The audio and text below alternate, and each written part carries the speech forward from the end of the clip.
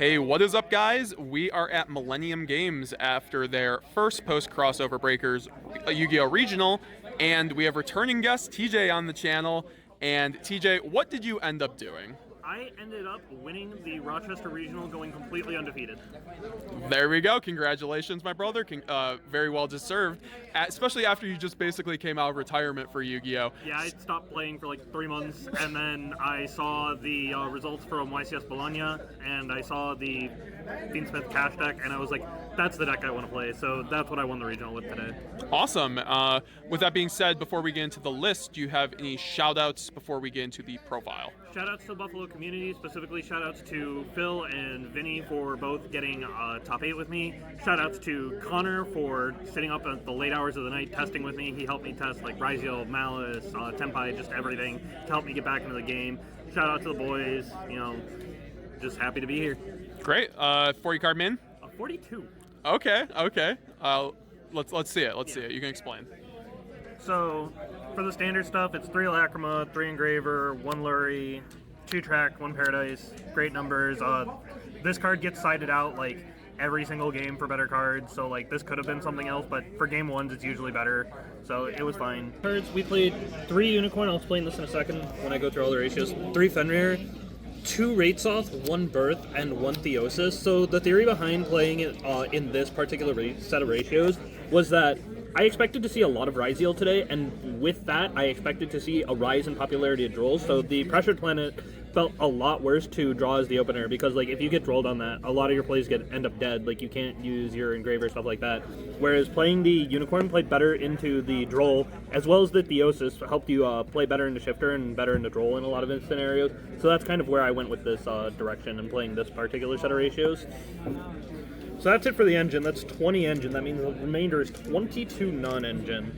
So we're playing 3 Ash, 3 Mourner, 3 Bell, 3 Veiler, 2 Droll, 2 Nib, because I just wanted a little bit of coverage into other matchups. Then the 3 Purge and 3 Imperm.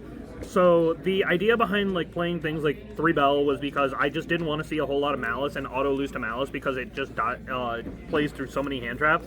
And then Droll, obviously, like I said, is good for Ryzeal, and then the rest of them are just like all the generic good ones, and then the 2 Nib just rounds it out, gives you extra push, because when you draw so many hand traps, the Nib just gets so much better, it gets so much value. So did you like the Mourner at 3? Because that was... Mourner was good. I liked a lot of the target negations. The target negations are especially good into Ryzeal, which I only played 1 of today, but it's also just good into so many other matchups that it was worth playing 3 copies of. I didn't think there were any other hand traps that were worth playing, and I think... And Ghost Spell was nice. Ghost Spell was very nice, even though I didn't see a single Malice today.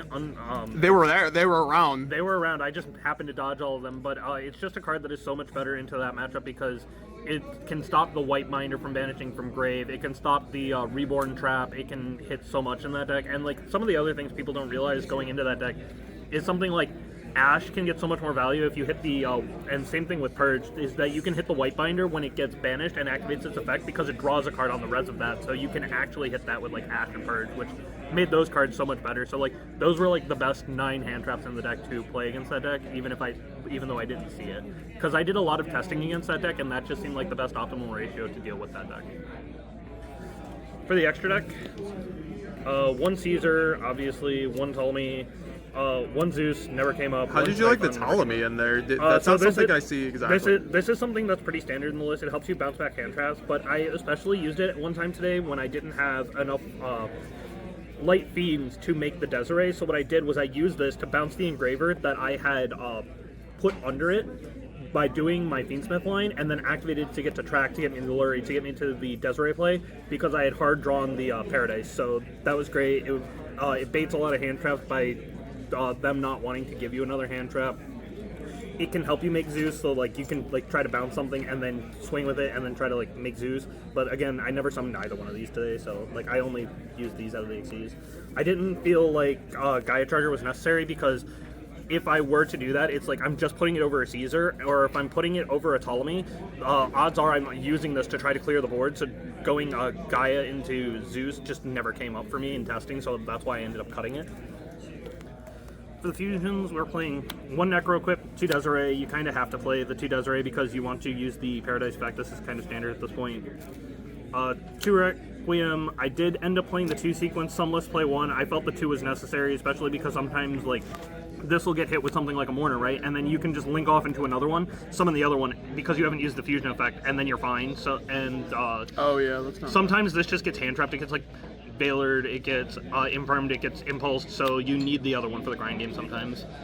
The One Ignumde, this is pretty standard in this list. One Moon. I decided to play 1 Almirage. This didn't come up today, but the theory behind it is that I could turn a hand trap that I normal summon into this, and then turn that into the SP to get the banish effect in like really simplified game states, but it didn't end up coming up for me today, but it did come up in testing. And then for the side deck, I played 3 Lancia because I was afraid of Maliss. Didn't end up siding these in today because I didn't see it. I don't own Molcharmies, so I ended up going with Phantasmes. This was good enough in all the matchups that I needed it to be like played in. The only matchup this wasn't really good into was Ryzeal, but that's fine because you don't really need it against that deck because you have so many one-to-one trading hand traps that work on their searcher. You have enough hand traps. Yeah.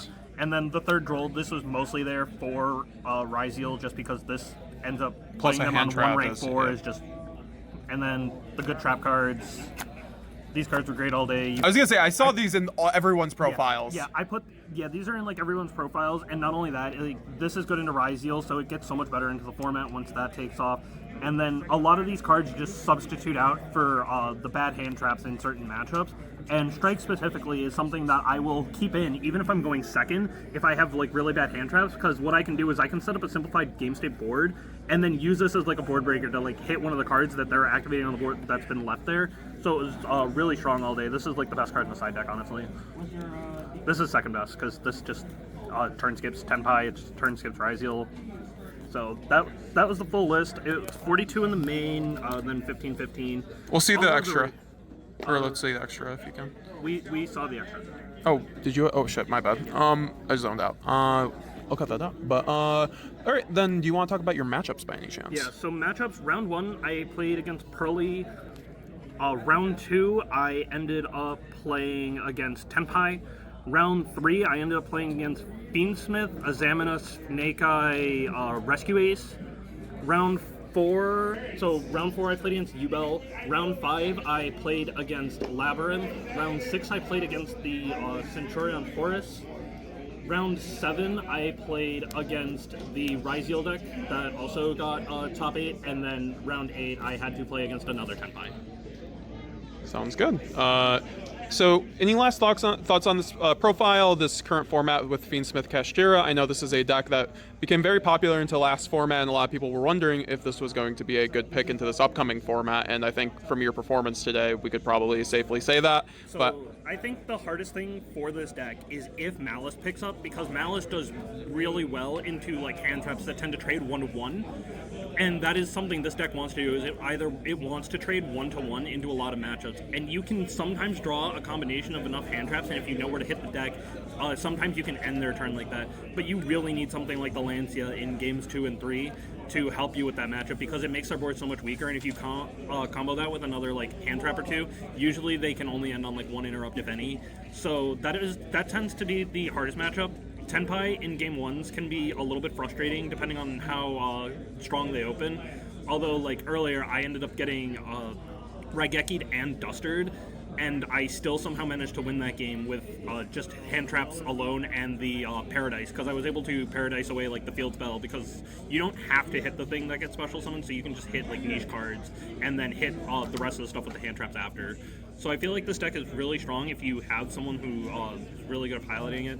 I did end up making a couple misplays today that I recognized, but I don't think they were anything that ever would have cost me the game.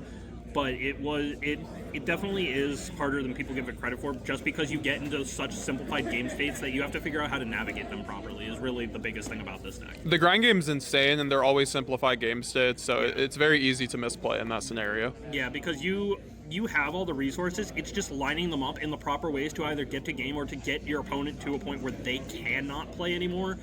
And you just need to know when to try to push for game and when not to, because sometimes if you try to push for game and you're not respecting a certain like hand trap, like an impulse or a veiler, it can really throw off your whole game. So you just need to know how to manage your resources best.